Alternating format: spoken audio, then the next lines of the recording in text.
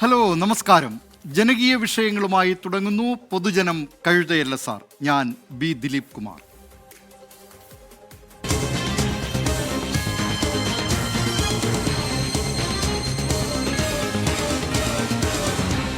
പൊതുജനം കഴുതയല്ല സാർ. 6 വരിയിൽ ദേശീയപാത വരുമ്പോൾ നാടിന് എന്തൊക്കെ ഗുണങ്ങളുണ്ടാകും? വികസനത്തിൽ വലിയ കുതിച്ചുചാട്ടമുണ്ടാകുമെന്നായിരിക്കും ആദ്യ മറുപടി. എന്നാൽ അതൊരു പ്രദേശത്തിൻ്റെ സമ്പദ്ഘടനയ്ക്ക് അടിസ്ഥാനമായ വ്യാപാര വാണിജ്യ ബന്ധങ്ങൾക്ക് തിരിച്ചടിയായാലോ? അങ്ങനെയൊരു പ്രതിസന്ധിയിലാണ് നീലേശ്വരത്തെ ജനങ്ങൾ. നഗരത്തിലേക്കുള്ള പ്രവേശനം പോലും പ്രയാസമാക്കും വിധം മണ്ണിട്ടുയർത്തിയുള്ള നിർമ്മാണ പ്രവൃത്തിയെ ചോദ്യം ചെയ്യുകയാണ് ജനകീയ സമരസമിതി. മണ്ണിട്ടുയർത്താതെ ആകാശപാത നിർമ്മിക്കണമെന്ന് 1 മാസത്തിലേറെയായി പ്രായം ചെന്നവരുൾപ്പെടെ അവിടെ സമരത്തിലാണ് ഈ ആവശ്യം ഉന്നയിച്ചുകൊണ്ട്. കാസർഗോഡ് നിന്ന് പ്രദീപ് നാരായണൻ തയ്യാറാക്കിയ റിപ്പോർട്ട് കാണാം. വഴിതെറ്റിയ വഴി വികസനം.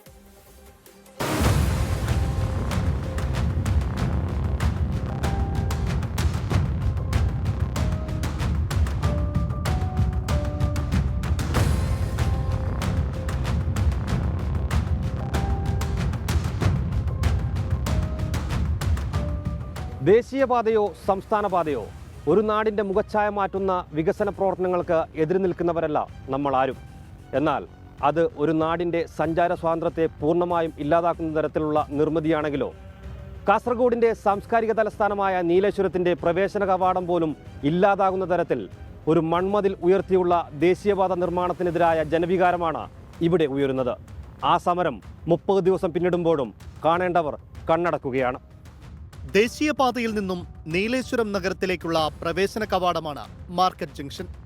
പടിഞ്ഞാറ് കോട്ടപ്പുറം ഭാഗത്തേക്കും കിഴക്കൻ മലയോര മേഖലയിലേക്കും വാഹനങ്ങൾ തിരിഞ്ഞു പോകുന്നത് ഇവിടെ നിന്നാണ്. മത്സ്യ മാർക്കറ്റ്, മറ്റു വിപണന കേന്ദ്രങ്ങൾ, ഓട്ടോ ടാക്സി സ്റ്റാൻഡുകൾ തുടങ്ങി മാർക്കറ്റ് ജംഗ്ഷനിലെത്തിയാൽ നേരത്തെ എല്ലാത്തിനും സൗകര്യമുണ്ടായിരുന്നു. ദേശീയപാത 6 വരിയിൽ കടന്നു പോകുമ്പോൾ ഇവിടെ പ്രാദേശിക സ്വഭാവത്തിന് മാറ്റങ്ങൾ ഉണ്ടാകില്ലെന്നായിരുന്നു നാട്ടുകാർ പ്രതീക്ഷിച്ചിരുന്നത്. ദേശീയപാതയുടെ അതിരുകൾ അടയാളപ്പെടുത്തുമ്പോഴും തങ്ങളെ ആകെ പ്രയാസത്തിലാക്കിക്കൊണ്ടായിരിക്കും ഇതിന്റെ നിർമ്മാണമെന്ന് ഇന്നാട്ടുകാർ കരുതിയിരുന്നില്ല. വലിയ പാലത്തിലൂടെ പാത കടന്നു പോകുമെന്ന് പറഞ്ഞു കേട്ടെടുത്ത കൺമുന്നിൽ കുത്തനെയുള്ള മൺമതിൽ ഉയരുകയായിരുന്നു.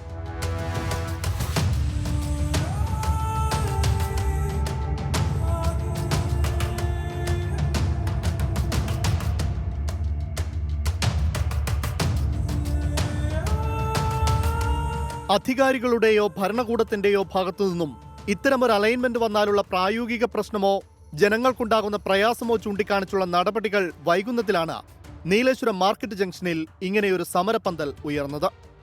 നാട്ടുകാരുടെ സഞ്ചാര സ്വാതന്ത്ര്യത്തിന് തടസ്സമാകുമെന്നത് മാത്രമല്ല, കൂരിയാടുണ്ടായതുപോലെ അപകടവും ഇവർ മുൻകൂട്ടി കാണുന്നുണ്ട്. ചതുപ്പ് സ്വഭാവമുള്ള മണ്ണായതിനാൽ മണ്ണിട്ടുയർത്തുന്ന റോഡ് താഴ്ന്നു പോകാനുള്ള സാധ്യത ഏറെയാണ്. ഈ നിർമ്മിതി തികച്ചും അശാസ്ത്രീയമായ നിർമ്മിതിയാണ്. കാരണം ഈ നെടുങ്കണ്ട എന്ന് പറയുന്ന ഈ പാലത്തിന് അപ്പുറത്തുള്ള സ്ഥലം മുതൽ ഇത് ഏകദേശം ഈ ഒരു 150-100 മീറ്ററോളം ഇപ്പുറത്തേക്ക് വളരെയധികം നീർവാഴ്ചയുള്ളൊരു സ്ഥലമാണ്. നിങ്ങളിപ്പം പോയി കണ്ടാൽ നിങ്ങൾക്ക് മനസ്സിലാവും. കിനിഞ്ഞിറങ്ങുന്ന വെള്ളത്തിന്റെ മുകളിൽ കല്ലിട്ട് അമർത്തിയാണ് നിർമ്മാണം പുരോഗമിക്കുന്നത്. നിലവിലെ ഡിസൈൻ പ്രകാരം നീലേശ്വരം പോലീസ് സ്റ്റേഷന് സമീപത്ത് മാത്രമാണ് ഒരു അടിപ്പാത നൽകിയിട്ടുള്ളത്. നീലേശ്വരം നഗരത്തിലേക്കുള്ള പ്രവേശന കവാടം എന്ന നിലയിൽ മാർക്കറ്റ് ജംഗ്ഷനെ പൂർണ്ണമായും അവഗണിച്ചു. ഇതുവഴി സർവീസ് റോഡ് വന്നാൽ പോലും വാഹനങ്ങൾക്ക് നീലേശ്വരം നഗരത്തിലേക്ക് കടക്കുന്നതിനുള്ള പ്രയാസവും ഏറെയാണ്. നിലവിൽ നിക്ഷേപിച്ചിരിക്കുന്ന മണ്ണ് എടുത്തുമാറ്റി അല്പം കൂടി ഉയരം കൂട്ടിയാൽ അലൈൻമെന്റിൽ യാതൊരു മാറ്റവും വരുത്താതെ ആകാശപാത സാധ്യമാകുമെന്ന് സമരസമിതി വ്യക്തമാക്കുന്നു. ഇവിടെ എങ്ങനെയാണ് എൻട്രി വരുന്നത്, അതായത് ഇത് ഏത് രീതിയിലാണ് വർക്ക് നടക്കുന്നതെന്നുള്ള ഒരു വിവരവും ജനങ്ങൾക്കില്ല. മറ്റുള്ള ഭരണാധികാരികൾക്കുണ്ടോ എന്നുള്ളത് ജനങ്ങൾക്ക് അറിയുകയും ചെയ്യുന്നില്ലല്ലോ. അപ്പോൾ നമ്മളെ സംബന്ധിച്ചിടത്തോളം അതായത് ഏറ്റവും ഗതികെട്ട ഒരവസ്ഥയിലാണ് നമ്മൾ ഈ സമരത്തിൽ ഇറങ്ങിയിട്ടുള്ളത്. കാഞ്ഞങ്ങാട് നിന്നും നീലേശ്വരം ഭാഗത്തേക്ക് എത്തുമ്പോൾ നിലവിലുള്ള പഴയ പാലം അതേപടി നിലനിർത്തിയാണ് മുന്നോട്ട് പോകുന്നത് എന്നതും വിരോധാഭാസമാണ്. അവിടെ മാത്രം 2 വരിയിലെ പാത ഉണ്ടാവുകയുള്ളൂ. പുതിയ പാലം നിർമ്മിക്കുന്നതിനുള്ള പൈലിംഗിന്റെ പ്രാരംഭ പ്രവൃത്തികൾ നടത്തിയെങ്കിലും ഇടയ്ക്ക് വെച്ച് അതും നിലച്ചു. ഭാവിയിൽ ഒരു ജലപാത വരികയാണെങ്കിൽ അത് കടന്നു പോകേണ്ടിടത്താണ് പുതിയ പാലം നിർമ്മിക്കാതെ താഴ്ന്ന നിലയിൽ പഴയ പാലം അതേപടി നിലനിർത്തിയിരിക്കുന്നത്. അടിസ്ഥാനമായിട്ട് സൗരജീവിതം ഉറപ്പുവരുത്തേണ്ടതിൻ്റെ ആവശ്യമുണ്ട്. വയോജനങ്ങൾക്ക് ഇപ്പോൾ റോഡിൽ ഇറങ്ങാൻ പറ്റില്ല. കുട്ടികൾക്ക് റോഡിൽ ഇറങ്ങാൻ പറ്റൂല. അതായത് നമ്മൾ ഇതുവരെ അനുഭവിച്ചു വന്ന എല്ലാ സൗകര്യങ്ങളും നഷ്ടപ്പെടുത്തിക്കൊണ്ടിട്ടുള്ള ഒരു പ്രവർത്തനമാണ് മുമ്പിൽ പോകുന്നത്. തങ്ങളുടെ നിത്യജീവിതം പോലും പ്രയാസത്തിലായിരിക്കുകയാണെന്ന് ഓട്ടോ തൊഴിലാളികളും പറയുന്നു. ഒന്നാമതായിട്ട് നമുക്ക് സ്റ്റാൻഡില്ല. 300-ഓളം കുടുംബങ്ങൾ, ഓട്ടോ കുടുംബങ്ങൾ നമ്മൾ നിരന്തരം നല്ലൊരു സിറ്റുവേഷനിൽ ഉണ്ടായതാണ്. ഇപ്പം നമുക്ക് ഓട്ടം ഒരു സ്റ്റാൻഡ് നിലനിൽപ്പില്ല. ഇപ്പം മറ്റേ ചെയ്യാണെങ്കിൽ ഇപ്പോൾ ബസ് തന്നെ ഇവിടെ വരുമെന്ന് സംശയമാണ്. നേരെ മുകളിലേക്ക് കൂടി പോകാനാണ് സാധ്യത. അപ്പം നമ്മുടെ ജീവിത പ്രശ്നം തന്നെയാണ്. ആലപ്പുഴ കഴിഞ്ഞാൽ കേരളത്തിൽ നിന്ന് ഏറ്റവും വലിയ കായൽ ടൂറിസം സാധ്യതയുള്ള സ്ഥലമാണ് നീലേശ്വരം മാർക്കറ്റിൽ നിന്ന് പടിഞ്ഞാറ് ഭാഗത്തായുള്ള കോട്ടപ്പുറം. റെയിൽവേ സ്റ്റേഷൻ, ആശുപത്രി, നഗരസഭാ കാര്യാലയം തുടങ്ങിയവ ദേശീയപാതയുടെ കിഴക്കുവശത്തും സ്ഥിതി ചെയ്യുന്നു. ഇങ്ങനെ നാടിനെ രണ്ടായി മുറിച്ചാൽ ആർക്ക് എന്ത് ഗുണമെന്നാണ് സമരസമിതിയും നാട്ടുകാരും ചോദിക്കുന്നത്. ഏറ്റവും ഒടുവിൽ നഗരസഭാ അധികാരികളും രാഷ്ട്രീയ പാർട്ടി പ്രതിനിധികളും ഉൾപ്പെടെ അണിചേർന്നുള്ള കമ്മിറ്റിയുടെ നേതൃത്വത്തിലും ആകാശപാത എന്ന മുദ്രാവാക്യമുയർത്തിയുള്ള സമരം ആരംഭിച്ചിട്ടുണ്ട്. 6 വരിയിലാണ് കേരളത്തിൽ ദേശീയപാത കടന്നു പോകുന്നത്. എന്നാൽ നീലേശ്വരത്തെത്തിയാൽ അത് 5 വരിയിലാകും. അതിനുള്ള തെളിവാണ് എനിക്ക് പിന്നിൽ കാണുന്ന ഈ പുതിയ പാലവും പഴയ പാലവും. 8 വർഷം മുൻപ് പൊളിച്ചു നീക്കണമെന്ന് പറഞ്ഞ പഴയ പാലം അതേപടി നിലനിർത്തി ദേശീയപാതയ്ക്ക് ഉപയോഗിക്കുന്നത് തന്നെ ഇവിടുത്തുകാരുടെ ആശങ്ക വർദ്ധിപ്പിക്കുന്നു. നാടിനെ രണ്ടായി മുറിക്കുന്ന നിർമ്മിതിക്ക് പകരം ആകാശപാത വേണമെന്ന ഇവരുടെ ന്യായമായ ആവശ്യം അധികൃതർ അംഗീകരിച്ചേ മതിയാകൂ. നീലേശ്വരത്ത് നിന്നും പ്രദീപ് നാരായണൻ, 24. പൊതുജനം കഴുതയല്ല സാർ. നിരവധി പ്രേക്ഷകർ ഈ വാർത്തയോട് പ്രതികരിക്കുന്നുണ്ട്. മിനി ബാബു പറയുന്നു, ഇത് നീലേശ്വരത്ത് മാത്രമല്ല, റോഡ് വികസനം കൊണ്ട് സംസ്ഥാനത്ത് ഒരുപാട് പേർക്ക് ജീവിതം തന്നെ വഴിമുട്ടി, ഒരുപാട് കച്ചവട സ്ഥാപനങ്ങൾ ഇല്ലാതായി എന്ന കാര്യമാണ് പറയുന്നത്. ഷീജ MK പറയുന്നുണ്ട്, ഇങ്ങനത്തെ മതിലാണ് ഇടിഞ്ഞു വീഴുന്നത്, ശ്രദ്ധിക്കണമെന്ന്. മോഹനൻ പിലാത്തറ പറയുന്നു, എല്ലായിടത്തും ഏകദേശം ദേശീയപാത ഇതുപോലെ തന്നെ നല്ല നിലയിൽ മഴ പെയ്തു കഴിഞ്ഞാൽ റോഡ് ഇടിയും, ആ മല ഇടിഞ്ഞു വീഴും എന്ന കാര്യം പറയുന്നുണ്ട്. അങ്ങനെ ആ നിലയിൽ നിരവധി പ്രതികരണങ്ങൾ പ്രേക്ഷകരുടെ ഭാഗത്ത് നിന്ന് വരുന്നുണ്ട്. ഏതായാലും ഇങ്ങനെ ഒരു അപകട ഭീഷണി ഉയർത്തിക്കൊണ്ട് മണ്ണിട്ട് ഉയർത്തിയുള്ള പാതയ്ക്ക് പകരം പല സ്ഥലങ്ങളിലും ജനകീയ പ്രക്ഷോഭത്തെ തുടർന്ന് ദേശീയപാത അതോറിറ്റി തന്നെ അതിൻ്റെ അലൈൻമെൻറ്റിലൊക്കെ മാറ്റം വരുത്തിയിട്ടുണ്ട്, അതിൻ്റെ രൂപഘടനയിൽ മാറ്റം വരുത്തിയിട്ടുണ്ട്. ആകാശപാത എന്ന നിലയിലേക്ക് മാറിയിട്ടുള്ള പല സ്ഥലങ്ങളുമുണ്ട്. അതുകൊണ്ട് തന്നെ ആ ജനകീയ പ്രക്ഷോഭം വിജയം കാണട്ടെ എന്ന് നമുക്ക് ആശിക്കാം. അതേസമയം തന്നെ അവിടുത്തെ ജനങ്ങൾ ഉയർത്തുന്ന പല ആശങ്കകളുണ്ട്. ആ ആശങ്കകൾ അത് കാണാതെ പോകാൻ കഴിയില്ല. പക്ഷേ സംസ്ഥാനത്ത് ഇപ്പോൾ ദേശീയപാത വികസനം അത് നടക്കുമ്പോൾ ഏതാണ്ട് ആ ദേശീയപാതയുടെ ഇരുവശങ്ങളിലുമുള്ള ജനങ്ങൾ ആ നിലയിൽ തന്നെ അത് നേരത്തെ അവർ ഉപയോഗിച്ചിരുന്ന പാതയും വഴികളുമല്ല, അതിൻ്റെ ഭൂപടം മാറിയിരിക്കുന്നു എന്ന വസ്തുത കൂടി തിരിച്ചറിയേണ്ടതുണ്ട്. ഈ അടുത്ത നാളുകളിൽ രാജ്യം ശ്രദ്ധിച്ച സമരങ്ങളിലൊന്നായിരുന്നു ഉത്തർപ്രദേശ് നോയിഡയിൽ പൊട്ടിപ്പുറപ്പെട്ട തൊഴിലാളി പ്രതിഷേധങ്ങൾ. കഠിന ജോലിയും തുച്ഛമായ കൂലിയുമാണ് തൊഴിലാളികളെ തെരുവിലിറക്കിയത്. ഒടുവിൽ പ്രതിഷേധക്കളം കലാപക്കളമായി. എന്തായിരുന്നു സമരവും അതിനു പിന്നിലെ സത്യവും? അത് പരിശോധിക്കുകയാണ് അച്യുതൻ തയ്യാറാക്കിയ റിപ്പോർട്ട്. കാണാം. ജോലിക്കൊത്തൊരു കൂലിക്കായി. നോയിഡയിലെ വ്യവസായ മേഖലയിൽ നിന്നാണ് പ്രതിഷേധ കനലുകൾ ഉയർന്നത്. 8 മണിക്കൂർ ജോലി, മാന്യമായ വേതനം എന്നതായിരുന്നു ആവശ്യം. ദിവസങ്ങളോളം സമാധാനപരമായി നടന്നിരുന്ന പ്രതിഷേധം പെട്ടെന്നൊരു ദിവസം അക്രമാസക്തമായി.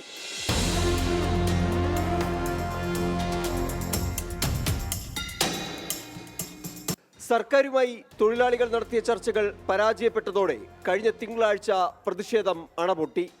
നോയിഡ സെക്ടർ 63-ൽ സമാധാനപരമായി ആരംഭിച്ച തൊഴിലാളി മാർച്ചിന് നേരെ പോലീസ് ബലം പ്രയോഗിച്ചതോടെ നോയിഡ യുദ്ധക്കളമായി. പ്രതിഷേധക്കാർക്ക് നേരെ പോലീസ് ലാത്തി വീശി.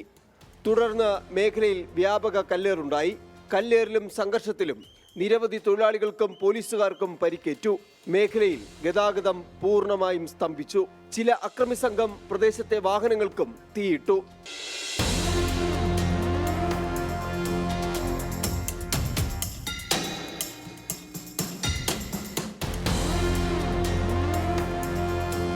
പ്രതിഷേധക്കാർക്കിടയിൽ കടന്നുകൂടിയ ചിലർ ജനക്കൂട്ടത്തെ പ്രകോപിപ്പിച്ചതാണ് അക്രമത്തിന് കാരണമായതെന്നാണ് പോലീസ് വാദം. സംഭവത്തിന് പിന്നിൽ ഗൂഢാലോചന ഉണ്ടെന്നും ഉത്തർപ്രദേശ് പോലീസ് ആരോപിച്ചു. 350-ലധികം തൊഴിലാളികളെയാണ് അക്രമത്തിന് പിന്നാലെ കസ്റ്റഡിയിലെടുത്തത്. ഒടുവിൽ അക്രമാസക്തമായ സമരത്തിന് പിന്നിലെ മുഖ്യ സൂത്രധാരൻ ആദിത്യ ആനന്ദ് എന്നയാളെ തമിഴ്നാട്ടിലെ തിരുച്ചിറപ്പള്ളി റെയിൽവേ സ്റ്റേഷനിൽ നിന്ന് പോലീസ് സംഘം പിടികൂടി. പ്രക്ഷോഭം ശക്തമായതോടെ ഉത്തർപ്രദേശ് സർക്കാർ മിനിമം വേതനത്തിൽ ഇടക്കാല വർധനവും നടത്തി. തൊഴിലാളികളുടെ നൈപുണ്യം അനുസരിച്ച് 2000 രൂപ മുതൽ 3000 രൂപ വരെയാണ് വർധനവ്. എന്നാൽ പല തൊഴിലാളികളും ഇത് അംഗീകരിക്കുന്നില്ല. വർദ്ധിച്ചു വരുന്ന ജീവിത ചെലവുമായി പൊരുത്തപ്പെടാൻ ഈ വേതനം മതിയാകില്ല എന്നാണ് അവരുടെ അഭിപ്രായം. സമരത്തിന് ഐക്യദാർഢ്യം പ്രഖ്യാപിക്കാൻ പോയ CPIM general secretary MA Baby ഉൾപ്പെടെയുള്ള നേതാക്കളെയും ഉത്തർപ്രദേശ് പോലീസ് തടഞ്ഞിരുന്നു. Indiscriminate arrest, this was continuing. So we stated that without releasing all these people and district magistrate giving us assurance that the problems of the workers would be properly addressed, we will disperse from here. So we started the second phase of our struggle in front of the camp office of the district magistrate. ജയിലിലായവരെ വിട്ടയക്കാതെ പിന്നോട്ടില്ലെന്ന നിലപാടിലാണ് തൊഴിലാളികൾ. പ്രക്ഷോഭം പല ഫാക്ടറികളുടെയും പ്രവർത്തനത്തെ ബാധിച്ചിട്ടുണ്ട്. ഭരണകൂടം തൊഴിലാളികളുമായും മാനേജ്മെന്റുമായും ചർച്ചകൾ നടത്തിവരികയാണ്. തൊഴിലാളികളുടെ പ്രശ്നങ്ങൾ പരിഹരിക്കാൻ പ്രത്യേക സമിതിയെയും ഉത്തർപ്രദേശ് സർക്കാർ നിയോഗിച്ചു. തൊഴിലാളി വിരുദ്ധ നയങ്ങൾക്കെതിരെ കോൺഗ്രസും സമാജ്വാദി പാർട്ടിയും രംഗത്തെത്തിയതോടെ നോയിഡയിലെ തെരുവുകൾ രാഷ്ട്രീയ പോർക്കളം കൂടിയായി. നോയിഡയിലെ വ്യവസായശാലകൾ വീണ്ടും പ്രവർത്തനം തുടങ്ങിയിട്ടുണ്ടെങ്കിലും അന്തരീക്ഷം ഇപ്പോഴും കലുഷിതമാണ്. തൊഴിലാളികളുടെ അവകാശങ്ങളും മുതലാളിത്ത നയങ്ങളും തമ്മിലുള്ള ഈ പോരാട്ടത്തിന്റെ ഗതി എന്താകുമെന്ന് വരും ദിവസങ്ങളിൽ അറിയാം.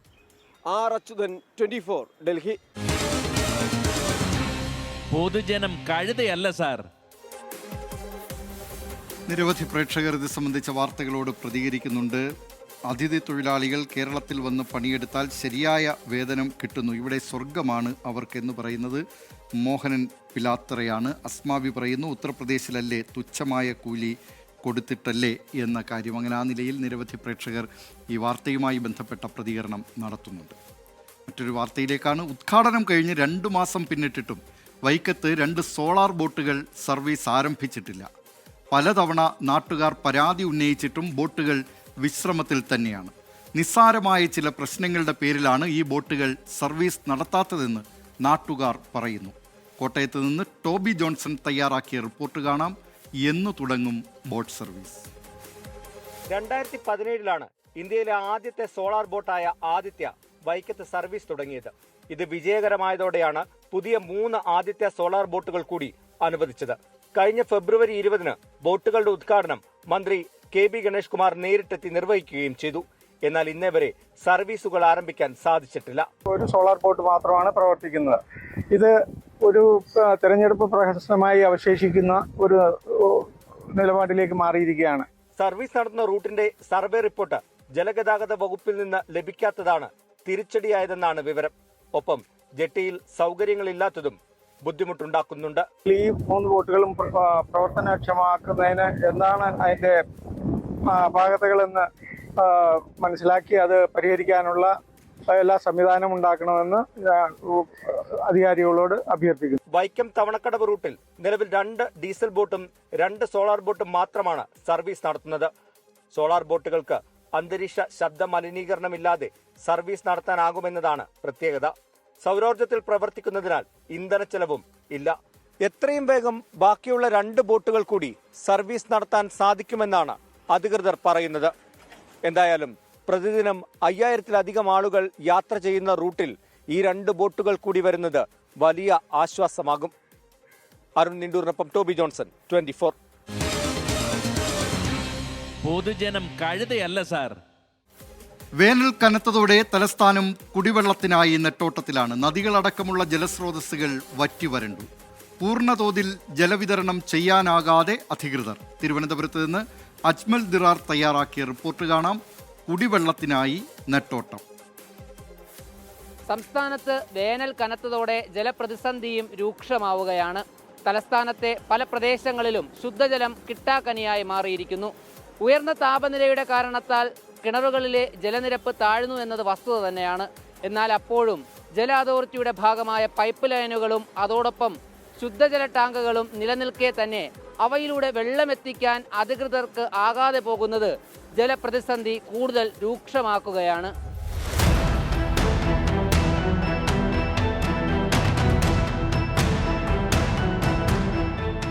തലസ്ഥാനത്തെ ജലദൗർലഭ്യം നഗരഗ്രാമ വ്യത്യാസങ്ങളില്ലാതെ ബാധിച്ചിരിക്കുകയാണ്.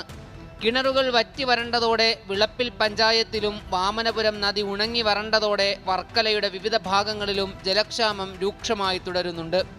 കൂടാതെ ജല അതോറിറ്റിയുടെ ശുദ്ധജല വിതരണം മുടങ്ങിയതോടെ അണ്ടൂർക്കോണം പഞ്ചായത്തിലും നഗരത്തിലെ ആറ്റുകാൽ വാർഡിലും അടക്കം ജനങ്ങൾ കുടിവെള്ളത്തിനായി നെട്ടോട്ടത്തിലാണ്. വിളപ്പിൽ പഞ്ചായത്തിലെ കാരോട് പ്രദേശത്ത് വാട്ടർ ടാങ്കിന്റെ നിർമ്മാണം തുടങ്ങിയിട്ട് നാളൊരുപാടായി. എന്നാൽ ഇതുവരെയും നിർമ്മാണ പ്രവർത്തനങ്ങൾ പൂർത്തിയാകാത്തത് കാരണം ഈ വാട്ടർ ടാങ്ക് കൊണ്ട് പ്രദേശവാസികൾക്ക് യാതൊരു പ്രയോജനവുമില്ല. ഒപ്പം വേനൽ കൂടി രൂക്ഷമായതോടെ ഈ പഞ്ചായത്തിലെ താഴ്ന്ന പ്രദേശങ്ങളിലുള്ളവർക്ക് പോലും വെള്ളം കിട്ടാത്ത അവസ്ഥയാണ്. ഈ ഏരിയയിൽ ഒരിടത്തും വെള്ളമൊന്നുമില്ല. വെള്ളത്തിന് ഭയങ്കര ബുദ്ധിമുട്ടാണ് ആളുകൾക്ക്. ഇവിടെ നമുക്ക് ഇവിടെ കിണറ് വെട്ടുന്നുണ്ടെങ്കിൽ ഈ പാറയാണ്, അതുകൊണ്ട് വെട്ടാനുമുള്ള ഒരു ബുദ്ധിമുട്ടുണ്ട്. റോഡ് പൈപ്പിന് വേണ്ടി കടുമ്പ് പാറയിൽ ടാങ്ക് കെട്ടിച്ചുകൊണ്ട് അത് പൂർത്തിയായിട്ടില്ല. വർക്കലയിലും പരിസര പഞ്ചായത്തുകളിലും അതിരൂക്ഷമായ കുടിവെള്ളക്ഷാമം ഇപ്പം നേരിടുകയാണ്. നമുക്കറിയാം, വാമനപുരം പദ്ധതിയിൽ നിന്നാണ് വർക്കലയിലും തൊട്ടടുത്തുള്ള പഞ്ചായത്തുകളിലും ശുദ്ധജലം കൊടുക്കുന്നത്. അത് ഏതാണ്ട് വറ്റി വരേണ്ട ഈ വേനൽക്കാലമാകുമ്പോൾ വറ്റി വരളുന്നൊരു സ്വാഭാവികമായ രീതി. അതാണ് ഏറ്റവും കൂടുതൽ നമ്മുടെ ഇവിടുത്തെ ജലക്ഷാമം ഉണ്ടാകാനുള്ളൊരു കാരണം. വർക്കല മേഖലയിലെ പ്രധാന ജലസ്രോതസ്സായ വാമനപുരം നദി നിലവിൽ നിർജീവാവസ്ഥയിലാണ്. ഇത് വെട്ടൂർ, ഇടവ, ഇലകമൺ തുടങ്ങിയ പഞ്ചായത്തുകളെ പ്രതിസന്ധിയിലാക്കിയിട്ടുണ്ട്. ഒപ്പം ജല അതോറിറ്റിയുടെ ജലവിതരണം നിലച്ചതടക്കമുള്ള കാരണങ്ങൾ അണ്ടൂർക്കോണം പഞ്ചായത്തിലെ ആയിരങ്ങളെ ജലക്ഷാമത്തിലേക്ക് തള്ളിവിട്ടിട്ടുമുണ്ട്. നമുക്ക് വെള്ളവും കിട്ടുന്നില്ല. നമ്മൾ ഇതേപോലെ കാത്തു കെട്ടിയിരിക്കുന്നത്, നേരം വെളുത്ത് കൊണ്ടുവച്ചിട്ട് നോക്കിയിരിക്കുന്നതാണ്. ഇത്ര നേരം വെള്ളവും ഇല്ല, ഒന്നുമില്ല. കുടിവെള്ളം നമ്മൾ ചിലപ്പോൾ പൈസയ്ക്ക് വാങ്ങിക്കുകയും ചെയ്യും. അതിവിടെ ഒരാൾ സ്ഥിരമായിട്ട് കൊണ്ടുവരും. ഒരു ടാങ്ക് വെള്ളം കൊണ്ടുവരുന്നത് 350 രൂപയാണ്. മേൽപ്പറഞ്ഞവ ജലാശയങ്ങളും വയലുകളുമുള്ള ഗ്രാമങ്ങളുടെ അവസ്ഥയാണെങ്കിൽ നഗരഹൃദയത്തിലെ ആറ്റുകാൽ വാർഡിലെ പുത്തൻകോട്ടയും വടക്കേക്കോട്ടയും വട്ടവിളയുമൊക്കെ മാസങ്ങളായി അനുഭവിക്കുന്നത് ഇതിനേക്കാൾ രൂക്ഷമായ ജലക്ഷാമമാണ്.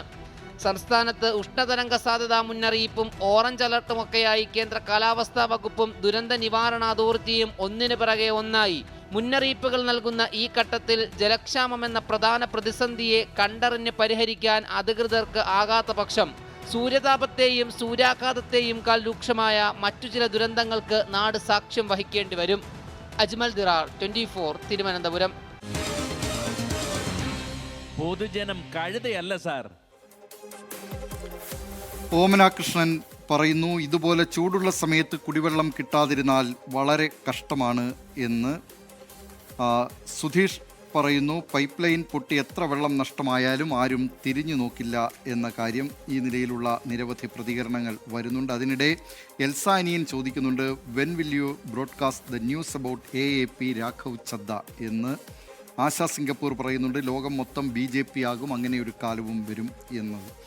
ഈ രാഘവ് ചദ്ദ ആം ആദ്മി പാർട്ടിയിൽ നിന്ന് രാഘവ് ചദ്ദ ഉൾപ്പെടെ 7 MP-മാർ അവർ BJP-യിൽ ചേർന്നു എന്ന കാര്യം നേരത്തെ മുതൽ തന്നെ 24 റിപ്പോർട്ട് ചെയ്യുന്നുണ്ട്. രാഘവ് ചദ്ദയുടെ ഇക്കാര്യത്തിലുള്ള പ്രതികരണം നൽകിയിട്ടുണ്ട്. അതോടൊപ്പം തന്നെ സഞ്ജയ് സിംഗ്, ആം ആദ്മി പാർട്ടി നേതാവ്, അദ്ദേഹത്തിൻ്റെ പ്രതികരണവും 24 നൽകുന്നുണ്ട്. ഈ വിഷയത്തിൽ കൂടുതൽ നേതാക്കൾ പ്രതികരിച്ചാൽ കൂടുതൽ പ്രതികരണങ്ങൾ നൽകും. അതേസമയം തന്നെ ഇതിലേക്കൊക്കെ എത്തിച്ച സംഭവ വികാസങ്ങൾ ഞങ്ങളുടെ ഡൽഹി ബ്യൂറോ അത് കൃത്യമായി ട്രാക്ക് ചെയ്യുന്നുണ്ട്. പ്രേക്ഷകരിലേക്ക് ആ വാർത്ത, അതിൻ്റെ വിശകലനം, അതോടൊപ്പം തന്നെ അതിൻ്റെ സംഭവ വികാസങ്ങൾ, അത് മാറിക്കൊണ്ടിരിക്കുന്ന രാഷ്ട്രീയ സംഭവ വികാസങ്ങളൊക്കെ ഡൽഹി ബ്യൂറോ അത് കൃത്യമായി ഫോളോ അപ്പ് നടത്തി പ്രേക്ഷകരിലേക്ക് ഈ വാർത്ത, ആ വാർത്തയുടെ പൂർണ്ണ വിശദാംശങ്ങൾ എത്തിക്കുന്നുണ്ട്.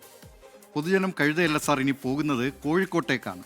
കോഴിക്കോട്ടെ മുക്കം നഗരസഭാ ഭരണസമിതിയുടെ അനാസ്ഥയിൽ യാത്രക്കാർ അനുഭവിക്കുന്നത് സമാനതകളില്ലാത്ത ദുരിതമാണ്. നവീകരണത്തിൻ്റെ പേരിൽ 3 വർഷം മുമ്പ് അടച്ചുപൂട്ടിയ ബസ് സ്റ്റാൻഡിലെ ശൗചാലയം ഇതുവരെ തുറന്നു നൽകാൻ അധികൃതർ തയ്യാറായിട്ടില്ല. പ്രാഥമിക ആവശ്യങ്ങൾക്കായി സ്ത്രീകൾ ഉൾപ്പെടെയുള്ള യാത്രക്കാർ നെട്ടോട്ടമോടുമ്പോഴും വെറും പാഴ്വാക്കുകളിൽ മാത്രം ഒതുങ്ങുകയാണ് നഗരസഭയുടെ നടപടികൾ. പ്ലാസ്റ്റിക് ഷീറ്റുകൾ കൊണ്ട് മറച്ചുകെട്ടിയ താൽക്കാലിക ശൗചാലയത്തെ ആശ്രയിക്കേണ്ടി വരുന്ന യാത്രക്കാരുടെ ദുരവസ്ഥയ്ക്ക് 3 വർഷമായിട്ടും പരിഹാരമായിട്ടില്ല. കോഴിക്കോട്ടെ മുക്കത്ത് നിന്ന് അനീഷ് ദേവസ്യ തയ്യാറാക്കിയ റിപ്പോർട്ട് കാണാം. നരകതുല്യമാക്കരുത് നഗരയാത്ര.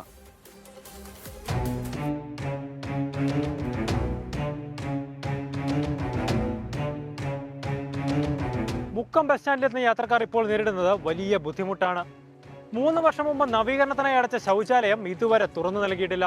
നിലവിൽ ഒരു താൽക്കാലിക മറ മാത്രമാണുള്ളത്.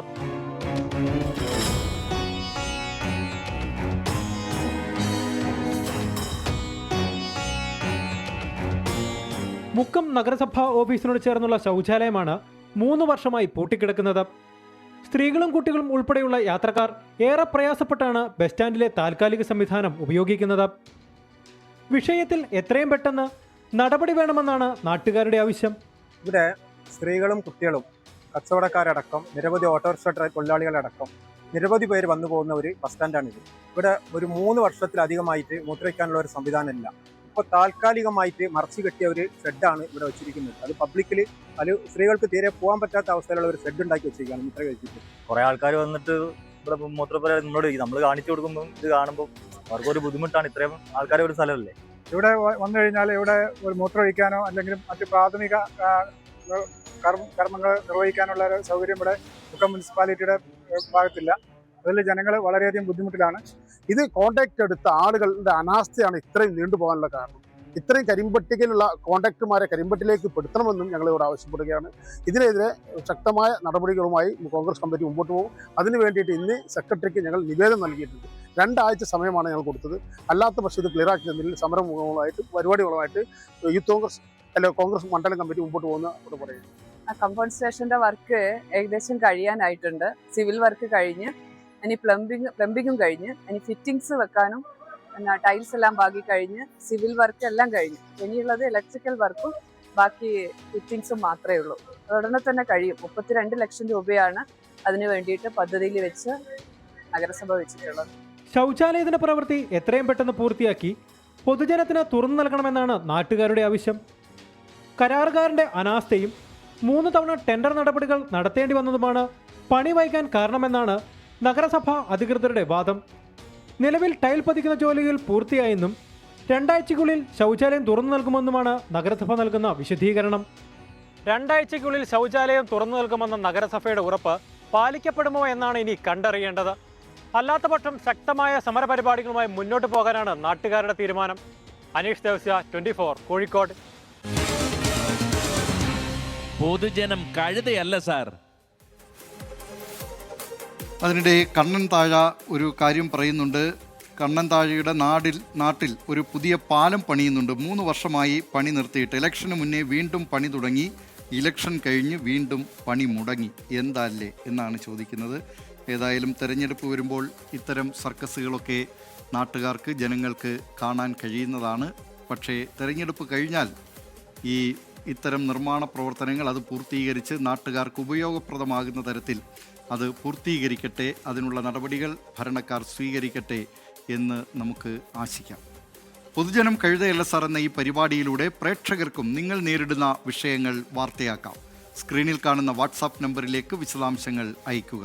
പൊതുജനം കഴുതയല്ല സാർ @gmail.com എന്ന മെയിൽ ഐഡിയിലും നിങ്ങൾക്ക് വാർത്തകളും വിശേഷങ്ങളും അറിയിക്കാവുന്നതാണ്.